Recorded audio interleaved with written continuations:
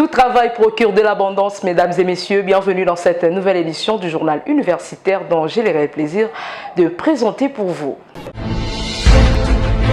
Débutons ce journal par la cérémonie de soutenance publique de la thèse de doctorat du spécialiste en néphrologie Yannick Landu Mayamba de la faculté de médecine à l'université de Kinshasa, intitulée Spectre anatomo clinique polymorphisme génétique et continuum de la néphropathie associée à la Covid-19 à Kinshasa. La cérémonie a eu lieu le week-end dernier au centre de l'UNIKIN. Reportage de Silver Salabiako.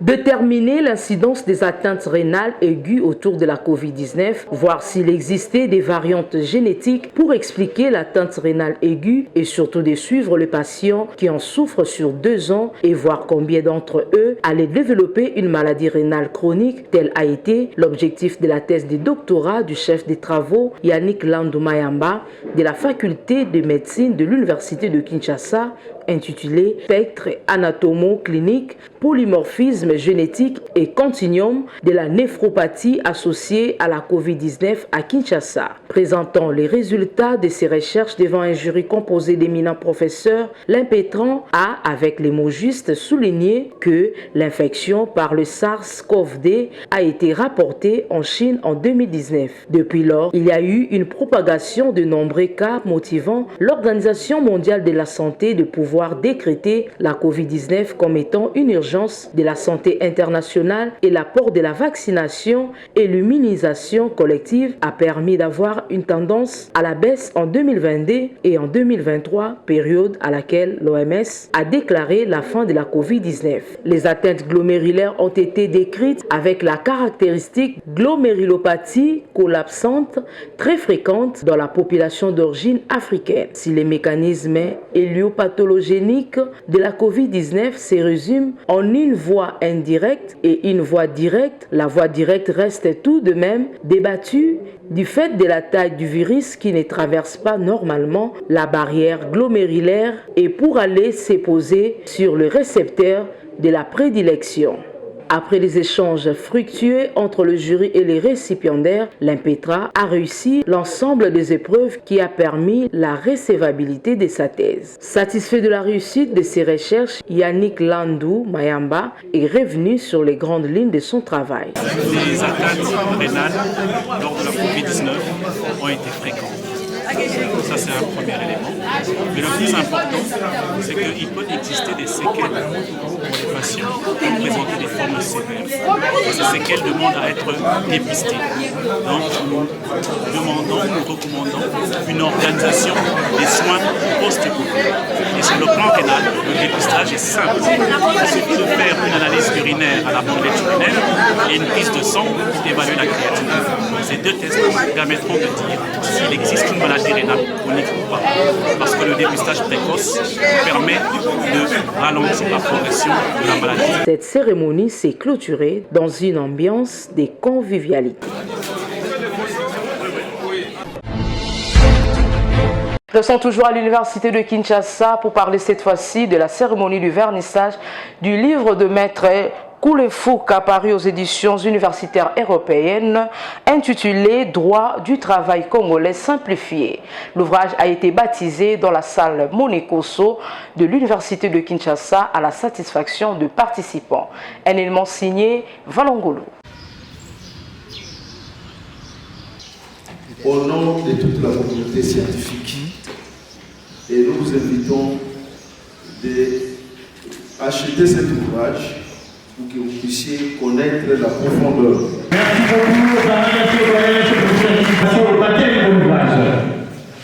Voilà, nous bâtissons cet ouvrage comme nous l'avons dit. On applaudit très fort, mesdames et messieurs, le thème officiel de l'ouvrage Droit du travail. Intitulé Droit du travail congolais simplifié, l'ouvrage du doctorant à la faculté de droit de l'université de Kinshasa, maître Ecclésias Koulenfouka Zono, publié aux éditions européennes, a été porté sur les fonds baptismaux le week-end dernier dans la salle Monekoso. Comme en témoignent ces images, le livre a été officiellement baptisé par le professeur Lebon Chimpikadima dans une ambiance de satisfaction générale de participants. Après la présentation de l'ouvrage, l'auteur a, avec l'article souhaité décliner les grandes lignes de sa réflexion. Il met notamment en lumière l'apport de ses travaux dans le contexte du système LMD en proposant une lecture simplifiée du droit du travail dans ses dimensions mythologiques et socio-technologiques en vue de permettre aux chercheurs et aux praticiens du droit de mieux saisir l'essence et les mécanismes fondamentaux du droit du travail.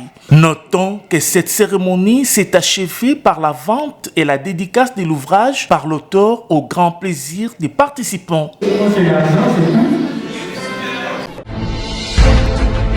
D'une université à une autre, le chef des travaux Henri-Paul Eloma de l'Université pédagogique nationale du département des eaux et forêts a soutenu publiquement sa thèse de doctorat intitulée « Stockage du carbone et dynamique de la végétation par l'imagerie satellitaire dans les plantations d'acacia, d'Ibi, Bateke en RTC ». La cérémonie a eu lieu le week-end dernier au sein de cet établissement universitaire. Georges Delumbi et Christian Chipamba étaient présents pour le compte de notre rédaction.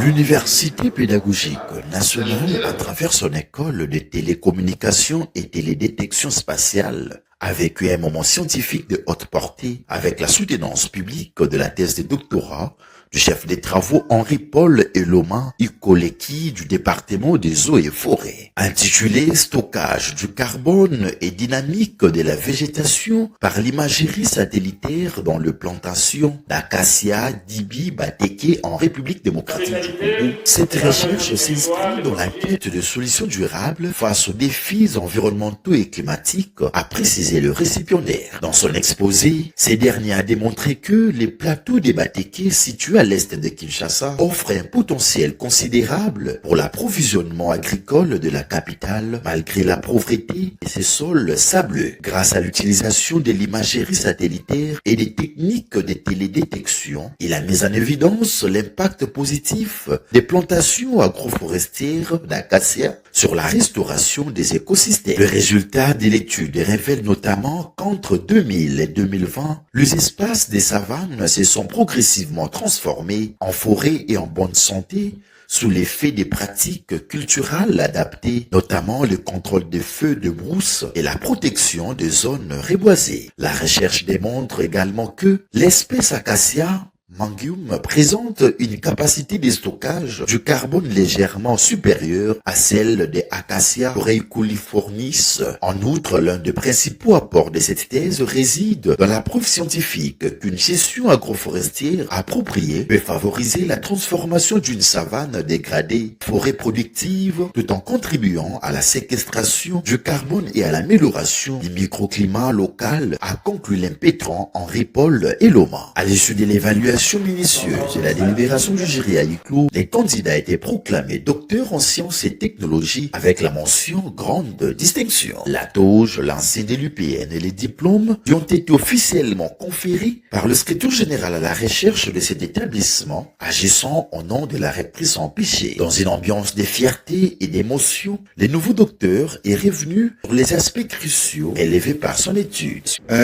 Sur le plan écosystémique, on a parlé de l'oxygène, on a parlé de l'eau puisqu'il y a la pluviométrie qui augmente, on a parlé des températures qui changent, la ville de Kinshasa est très chaude et donc s'il y a des forêts, la température va baisser. Alors, il y a des avantages de type économique, le chenille, le manioc, le maïs, puisque l'acacia, les bandes d'acacia, les cultures vivrières, l'acacia a la possibilité de fertiliser les sols, puisqu'il fait rentrer dans les sols l'azote, et donc des productions beaucoup plus accrues, du travail pour les populations, de l'école, des dispensaires pour les populations d'Ibi, et bien d'autres, le bois énergie, le charbon de bois, les cossets des maniocs, et donc des richesses qui peuvent permettre à la population de pouvoir s'en sortir. Il s'est dénoté que cette distinction constitue un encouragement à poursuivre de recherches susceptibles d'accompagner la RDC dans ses efforts de prévention de l'environnement, de lutte contre le changement climatique et de promotion du développement durable.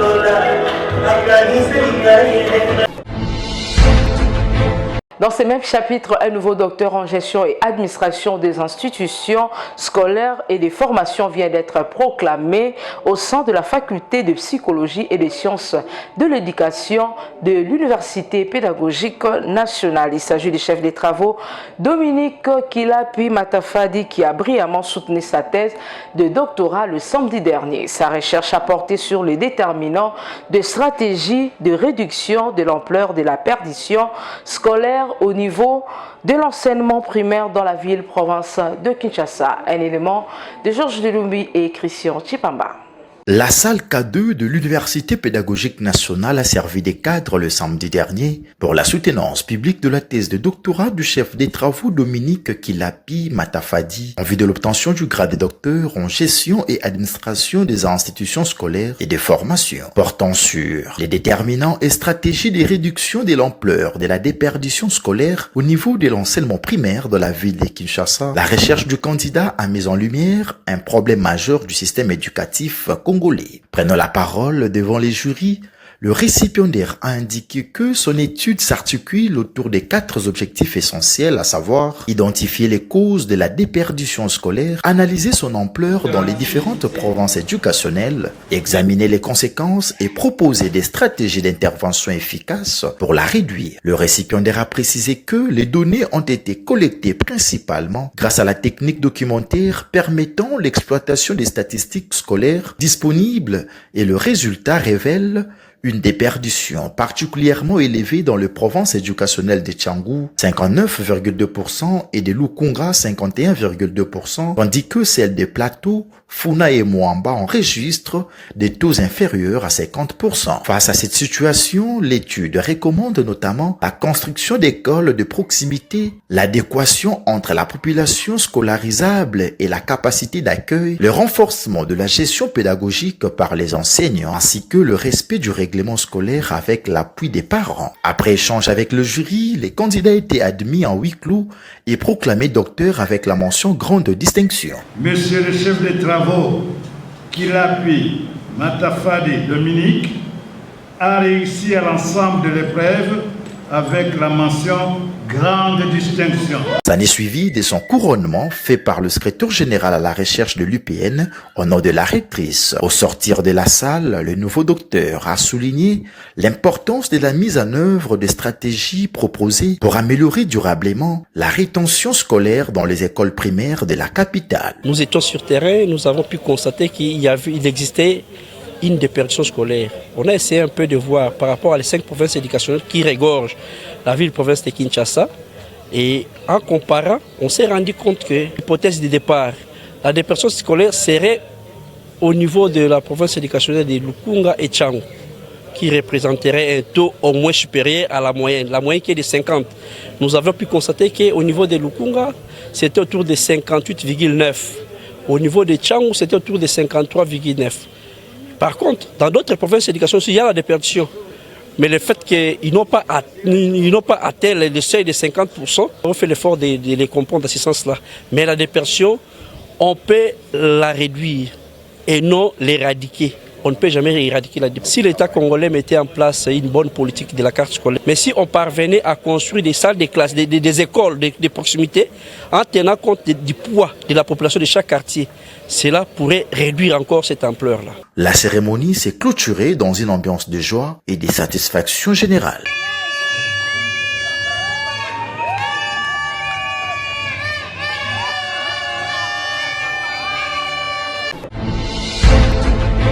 Avant de tourner la page, la faculté de psychologie et des sciences de l'éducation de l'UPN vient d'introduire un nouveau docteur à thèse le samedi dernier. Il s'agit du chef des travaux Basile Kalema Kisungu qui a brillamment soutenu sa thèse intitulée « Analyse du vocabulaire graphique des enfants de la rue » à Kinshasa par une approche projective, étude comparative avec les enfants ordinaires. Des détails dans cet élément que vous propose Georges Delumbi et Christian Chipamba. C'est officiel, le chef des travaux Basile Kalema Kisungu de l'Université pédagogique nationale est désormais docteur à thèse. À l'issue de cette soutenance publique de sa thèse de doctorat intitulée « Analyse du vocabulaire graphique des enfants de la rue à Kinshasa par une approche projective, étude comparative avec les enfants ordinaires ». Dans l'économie de son travail, le candidat expliquait que cette recherche visait à explorer l'univers inconscient des enfants à travers leur production graphique afin de mieux comprendre le symbole traduisant leur vécu quotidien. L'étude réalisée auprès de 503 enfants, dont 128 enfants de la rue et 375 enfants ordinaires, a utilisé le dessin libre comme principal outil d'investigation. Les résultats révèlent que le dessin des enfants sont majoritairement centrés sur les ustensiles des ménages liés à l'alimentation. Toutefois, chez les enfants de la rue, ces représentations reflètent davantage les préoccupations liées à la survie quotidienne et à la recherche de nourriture, témoignant ainsi de la précarité de leurs conditions de vie. Selon le récipiendaire, les productions graphiques constituent un précieux révélateur du vécu psychosocial des enfants et peuvent servir de base à l'élaboration de programmes d'accompagnement psychosocial et éducatif adaptés. À l'issue de la délibération du jury à huis clos, le chef des travaux, Basile Kalema, a été proclamé docteur avec la mention grande distinction. Monsieur le chef des travaux, Kalema Kisungu Basile, a réussi à l'ensemble de l'épreuve avec la mention grande distinction. Avant d'être couronné par le secrétaire général à la recherche de l'UPN dans une ambiance de joie et de satisfaction. L'ambiance face à cette nouvelle avancée scientifique pour l'UPN et pour la recherche en psychologie en République démocratique du Congo, les lauréats ont insisté sur ce qui suit. Les parents, justement, doivent comprendre que mettre les enfants dans les conditions que nous appelons de superprotection, c'est les rendre faibles. Vous savez, il y a des parents qui ont mis leurs enfants en prison tout en étant à la maison. L'enfant ne sort pas de l'école, à la maison on jette, on ferme. Les enfants ne vont pas à la confrontation de certaines contradictions. Et voilà pourquoi les enfants sont assis sur le confort, ce que nous appelons, ils ont accès aux services sociaux de base. Mais ceux-là qui n'ont pas accès aux services sociaux de base, alors ils cherchent comment créer des conditions pour ne pas subir ces conséquences-là, cette privation, cette marginalisation que la société les a infligées. L'ambiance était au zénith.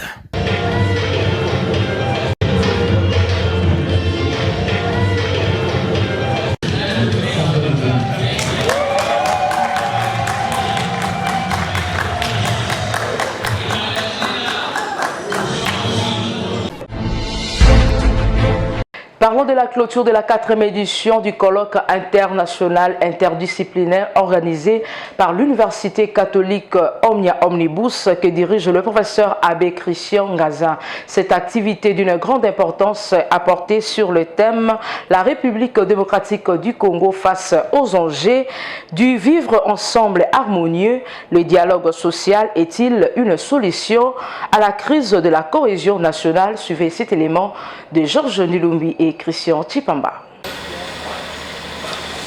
C'est du 20 au 22 mai 2026 que l'Université catholique Omnia Omnibus a organisé cette 4e édition du colloque international interdisciplinaire autour du thème « La République démocratique du Congo face aux enjeux du vivre ensemble harmonieux ». Le coup d'envoi de ces assises a été donné par Monseigneur Edouard Isango au nom du cardinal Fridolin Ambongo. Puis les mots de bienvenue du recteur de l'Université Omnia Omnibus, le professeur Abbé Christian Ngazin. Plusieurs personnalités académiques, politiques, religieuses et scientifiques ont pris part à ces travaux consacrés aux défis sécuritaires, politiques et sociaux qui fragilisent la cohésion nationale en RDC. Durant 3 jours, les intervenants ont analysé les causes profondes des conflits, les fractures communautaires, les enjeux sécuritaires à l'est du pays, ainsi que le phénomène d'insécurité urbaine et sociale. Les échanges ont également porté sur les rôles du dialogue inclusif, de l'Église, de la gouvernance et de la justice sociale dans la consolidation de la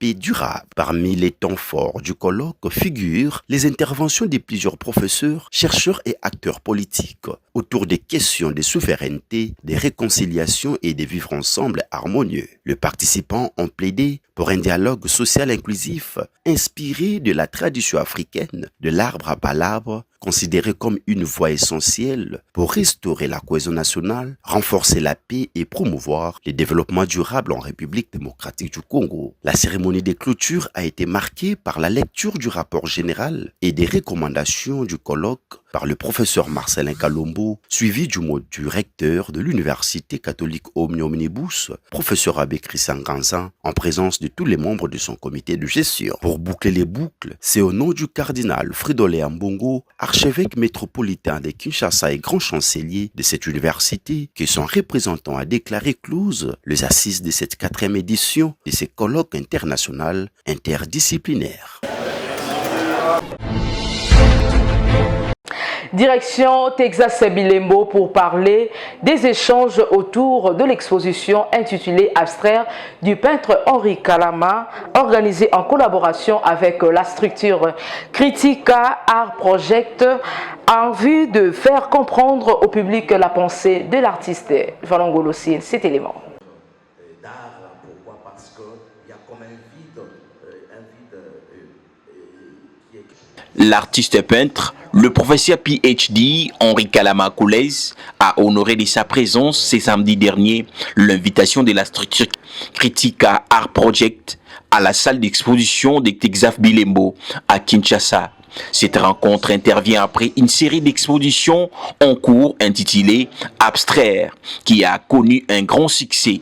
Devant les critiques d'art Patrick Tankama, Henri Kalama a répondu aux différentes préoccupations autour de sa démarche artistique. Nous renseignent les critiques d'art qui estiment que cet exercice consiste à rendre l'art plus accessible au public. Oui, bon, enfin, le travail du critique d'art, c'est de rendre les choses un peu plus faciles à comprendre par le public. Donc de ce point de vue-là, la critique d'art, c'est une partie de la médiation très importante pour expliquer, analyser, mais tout en sachant que la critique d'art donne un point de vue. Il y en a d'autres, il y a plusieurs points de vue. Alors, un critique d'art peut commencer par définir, par exemple, l'abstraction, mais peut aussi vous inviter à parler de votre expérience de l'abstraction. Parce que, en définitive, c'est vous qui regardez, c'est vous qui ressentez, et la lecture d'une œuvre est subjective. Donc pour savoir ce qu'est l'abstraction, il faut se mettre devant une œuvre abstraite. On peut ou ne pas définir. Donc le critique d'art, c'est une sorte de facilitateur et ça dépend du contexte. Là, par exemple, c'était une conversation devant un public. Le critique d'art peut aussi jouer le rôle, quand c'est nécessaire, de guide d'exposition. À ce moment-là, il répond aux questions. Il peut aussi jouer le rôle de commissaire d'exposition, dire quel est le concept d'exposition, qu'est-ce qu'on poursuit dans cette exposition, à travers tous les moyens de l'audiovisuel, de l'écrit. Là, pas en tant que critique d'art, mais en tant qu'observateur, j'aimerais pouvoir, après 4 expositions cette année, voir naître peut-être une autre perspective. Tout le monde voudrait qu'il nous surprenne en faisant quelque chose de différent. Très satisfait, le peintre Kalama s'est exprimé en ces termes. Non, je suis très content. J'aime bien qu'on me fasse parler. Donc je ne peux pas faire un monologue, mais avoir une personne assermentée comme Patrick Tankama, eh bien, ça m'a permis un peu de parcourir un peu l'ensemble de la création et l'ensemble de mes connaissances en tant qu'artiste pour justifier un peu la pertinence de cette exposition, parce que bon, en fait, il a servi un peu de médiateur pour rendre un peu compréhensible certaines œuvres qui peuvent être inaccessibles au grand public. Je voudrais ici remercier les projets Critica pour le travail qu'ils abattent pour consolider l'écosystème autour de la culture et de l'art. L'art abstrait n'est pas l'absence de la réalité. L'art abstrait, c'est les résumés de la réalité. Par ailleurs, Jean Kamba, le coordonnateur des Critica Art Project, est revenu sur l'importance de ces critiques tales. Critica Art Project, c'est une structure axée sur la théorie, soit la théorisation du domaine artistique, plus en ce qui concerne les arts visuels. Bien sûr qu'on essaie aussi quelquefois de travailler avec d'autres formes d'art, mais on est plus dans les arts visuels. Pourquoi? Parce qu'on a constaté qu'il y a carence, il y a manque de cet aspect, l'aspect théorique bien entendu, dans notre art. On ne dit pas que ça n'existe pas, ça existe, mais on voudrait, comment je peux dire, donner du tonus. C'est sous une note de satisfaction que cette activité s'est clôturée. Comme le disait Pablo Picasso, l'art est un mensonge qui nous fait comprendre la vérité.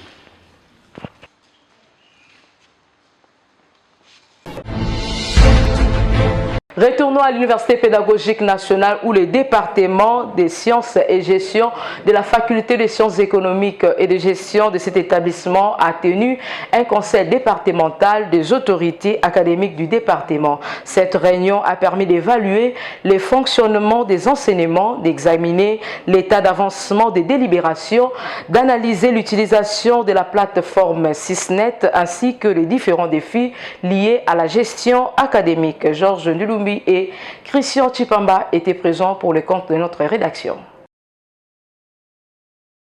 C'est dans le respect de Vadmekoum que le département des sciences et gestion de la faculté des sciences économiques et de gestion de l'Université pédagogique nationale a tenu son conseil départemental le vendredi 12 juin 2026. Cette rencontre de grande importance a réuni l'ensemble des acteurs de la vie académique du département autour des questions liées à la gouvernance universitaire, à l'organisation des enseignements et à la promotion de l'excellence scientifique. Ces rendez-vous a connu la participation des membres du comité de gestion, autorités facultaires, des professeurs, de cadres scientifiques, du personnel administratif et ouvrier ainsi que des étudiants ou de leurs représentants. Une forte mobilisation qui témoigne de l'intérêt accordé au développement harmonieux du département et à l'amélioration continue de ses performances académiques, telles qu'impulsées par le professeur Pascal Mokwati, chef du dit département. Parmi les points inscrits à l'ordre du jour figurait la présentation officielle du nouveau coordonnateur des étudiants et de son adjoint récemment élus et installés dans leurs fonctions. Les travaux se sont ensuite focalisés sur l'organisation des enseignements et des délibérations académiques. Dans son intervention, la docteure Francine Zumba, 02, chargée de l'enseignement au sein du département, a présenté les différentes dispositions relatives à l'utilisation de l'application Sysnet dans les processus académiques. Elle a également abordé les questions liées aux travaux pratiques et dirigées à l'organisation des examens ainsi qu'à la constitution des équipes chargées de l'encadrement des apprenants, des DA et des doctorants. L'intégration des outils numériques dans les délibérations et la gestion des enseignements paraît aujourd'hui comme un levier incontournable pour moderniser l'administration universitaire et répondre aux exigences de l'enseignement supérieur contemporain. Un autre point majeur de ce conseil départemental a concerné l'évaluation de la lutte contre le plagiat dans les travaux scientifiques. Les membres du conseil ont rappelé que l'anti-plagiat constitue désormais une exigence incontournable de la production scientifique moderne. Cette démarche s'inscrit dans la volonté de l'UPN, dirigée par la professeure ordinaire Yvonne Bebeke, de promouvoir une culture scientifique fondée sur l'intégrité, la rigueur méthodologique et l'excellence, a insisté le chef des départements des sciences et gestion, professeur Pascal Mokwati. L'outil Sysnet qui est mis en place par les comités de gestion dirigés par Madame Yvonne Ibebeke, c'est pour limiter les dégâts, limiter les délibérations éternelles. Aujourd'hui, avec Sysnet, tous les étudiants et les parents peuvent consulter les résultats des enfants à la maison. Sysnet nous a amené aujourd'hui à lutter contre les antivaleurs. Il y a des enfants qui donnaient des $100, $200, $300, voire même $400 pour passer les classes. Mais aujourd'hui, chaque professeur encode les points là où il se trouve, il surveille ses cotes lui-même. Les membres du jury, ils touchent aux cotes d'un professeur, ça clignote au niveau du professeur rouge. Mais lorsque nous procédons à la délibération avec la péréquation qui est reconnue dans les voies de Mekoum, vous allez voir que c'est marqué en jaune, c'est coloré en jaune. Donc c'est déjà des avancées significatives que nous avons enregistrées dans notre université et les départements. Dans les divers, les participants ont enfin abordé divers sujets liés au fonctionnement quotidien du département avant de réaffirmer leur engagement commun en faveur de l'amélioration des conditions d'enseignement, de recherche et d'accompagnement des étudiants. C'est la fin de cette édition, mesdames et messieurs. Merci de prêter attention à notre présentation. Derrière la caméra, Jires Landou, réalisée par Emmanuel Lema, toujours sous la coordination de l'honorable Andrew Mouchongo Machara. Quant à moi, je vous dis au revoir et excellente semaine à tous.